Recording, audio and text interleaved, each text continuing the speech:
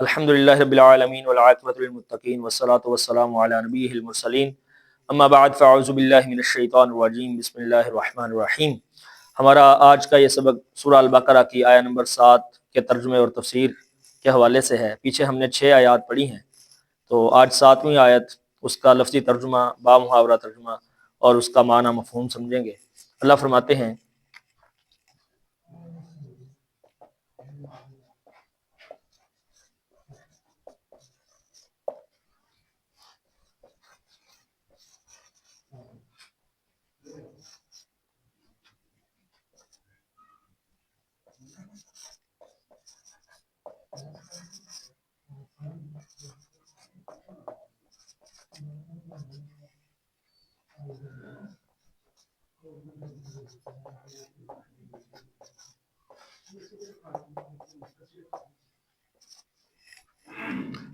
خاتمہ کا لفظی مطلب ہے مہر لگا دی۔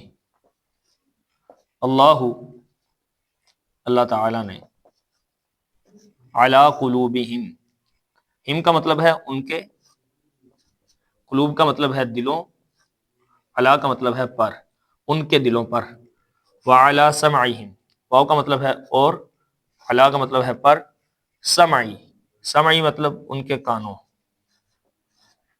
ہم کا مطلب ان کے، وعلی اور پر، ابصاری آنکھوں، ہم ان کے، غشاوۃ، یہ جو پیش ہے، دو پیشے ہیں، ان کو تنوین کہتے ہیں اور یہ تنوین تعظیمی ہے۔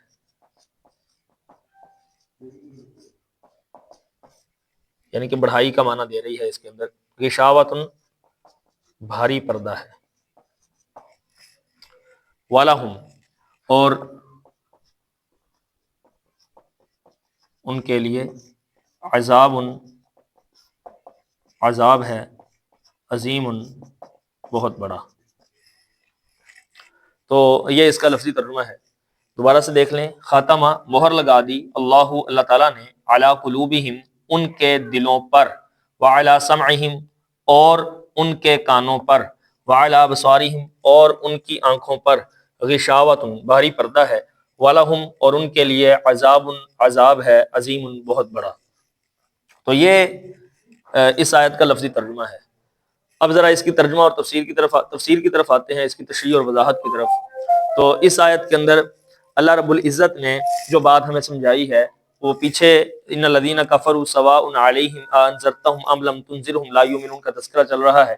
تو انہی کے حوالے سے اللہ فرماتے ہیں کہ وہ لوگ کیوں ایمان نہیں لے کے آئیں گے؟ اس وجہ سے ایمان نہیں لے کے آئیں گے کیونکہ ان کے دلوں پر پردہ پڑ چکا ہے، مہر لگ چکی ہے، اور ان کے کانوں پر مہر لگ چکی ہے، اور ان کی آنکھوں پر بھاری پردہ ہے، اور ان کے لیے اللہ رب العزت نے بہت بڑا عذاب تیار کیا ہے۔ تو یہ جو مہر لگی ہے، کس وجہ سے لگی ہے؟ یہ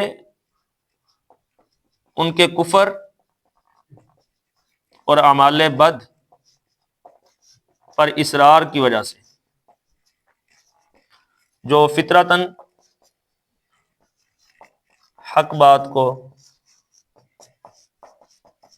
تسلیم کرنے کی صلاحیت انسان کے دل میں اللہ نے رکھی ہے، وہ چھن چکی ہے۔ تو جب وہ صلاحیت حق بات کو تسلیم کرنے کی انسان کے دل میں جو اللہ نے رکھی ہے وہ چھن چکی ہے، اس وجہ سے اب وہ حق بات کو تسلیم کرنے کے لیے تیار نہیں ہے، دل ان کے زنگ آلود ہو چکے ہیں۔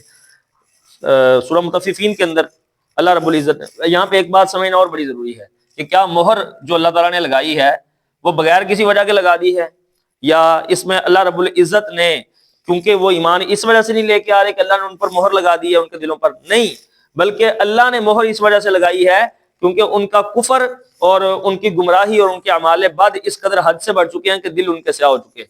سورہ النساء کی آیہ نمبر 155 کو اگر آپ دیکھیں،